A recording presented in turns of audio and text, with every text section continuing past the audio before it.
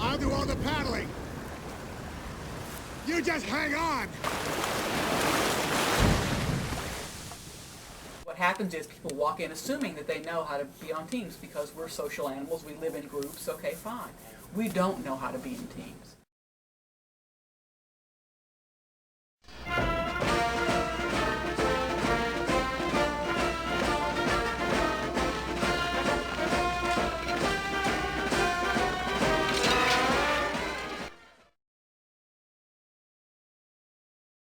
They don't do the job they're tasked with. It's pretty straightforward. One of the ways you don't have an effective team is that you don't want to be in the team meetings. The team meetings don't accomplish the work. The team meetings aren't productive. So part of this is understanding what is it leads to productive teams. What makes for an effective team is the ability for people to have differences about how they think about things. That's why you have teams come together. What did you do to get yourself to become a team? Or did you just sort of get the assignment, get the team members, and try to start to work? Okay. That's a very common problem, and it doesn't work very well. And that's what your first meeting should be about, is why are we here, what are we trying to accomplish, and what are the goals and values that we will hold. For example, goals and values in this context may be, how committed are we to the team? How important is this team compared to all the other things that we have going on in our lives? What are the agreements that we make about meeting attendance, about performance on the team, about communication on the team? Those sorts of procedural issues all have to be dealt with up front. What you're likely to find if you don't do that is people have different expectations. And it's not that people are being bad team members. It's the team hasn't developed a common sense of what it is or who it is. Yes. No, we have time. We do. We have time. Look, the wind's still blowing in from the west.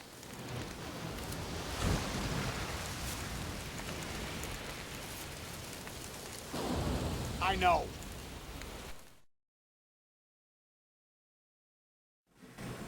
About halfway through the team's life, everybody will look at each other and say, we can't get there from here. We can't accomplish the project. The team is very vulnerable, in a good way, to being reorganized. And so what happens is when you get that sense of we're about to fall apart because there's not enough time to do the project, we aren't performing and producing at a level that will get us to the end, is what typically happens in well-functioning teams is that that's the point at which the team reorganizes itself, takes advantage of that vulnerability, and then moves to do the task in a different way.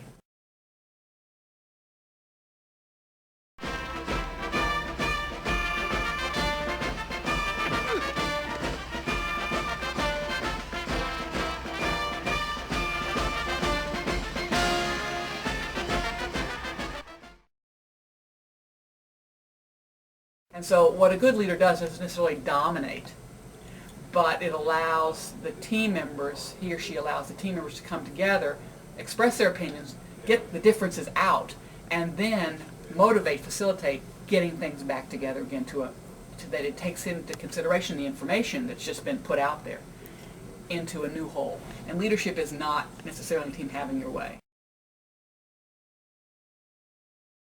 Lieutenant Kendrick ordered the code red, didn't he? Because that's what you told Lieutenant Kendrick to do. Object! And when it went bad, you cut these guys loose! Your Honor, you had Marcus inside a phony transport. Your Honor, you doctored the logbook. Damn it, Captain! You coerced the doctor. Consider yourself in contempt. Colonel Jessup, did you order the code red? You want answers? I think I'm entitled. You want answers? I want the truth! You can't handle the truth! And once you get into a team, the behaviors that exist in a team really aren't necessarily a function of the individual. They're a function of the individual interacting. And so it's not, you may, for example, say, that he's the jerk. And, the team would work really well if he would leave. Well, the truth is if he left, one of the others of you would be then characterized as the jerk because the team can't function. It's not him, it's the interaction. So removing him doesn't make it better. And so what you need to do is this is back to that emotional maturity, you've got to be able to go in there and engage in uncomfortable situations and sort of push through them.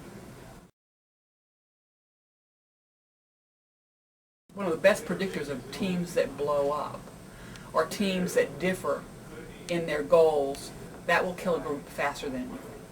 You can take a lot of different kinds of conflict, but you can't take goal conflict. Is it conflict about interpersonal, I don't like your style, I don't like who you are, versus, I don't think this is the right way to accomplish the task. The former, I don't like who you are, is really damaging. The latter, we need to know different ways to think about this task. It's exactly what teams are for, and so that kind of conflict needs to be encouraged. But what you should be focusing on in leadership in those kinds of those kinds of teams are, we want the divergence of opinions to come out, and then there has to be some convergence.